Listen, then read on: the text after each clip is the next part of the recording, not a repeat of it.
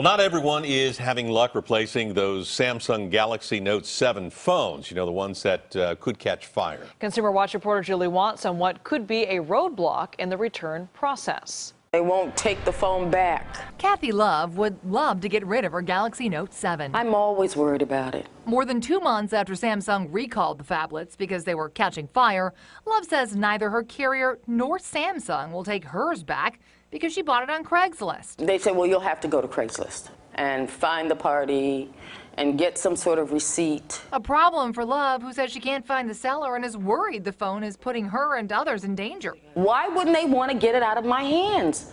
According to the Consumer Product Safety Commission, Samsung did agree to recall and replace the phones purchased through third parties like Craigslist and eBay. But for more than 2 months, Love's had no luck.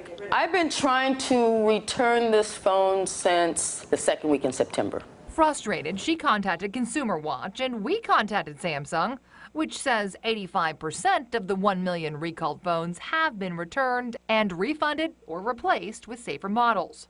The company couldn't tell us why Love was given the runaround, but says customer safety remains its highest priority, and any customer who bought a Note 7 from eBay or Craigslist should contact Samsung directly to obtain a refund or exchange, including Kathy, who is finally getting her replacement phone, though she says she will be a little sorry to say goodbye. The camera on it is just spectacular. The clarity is unbelievable.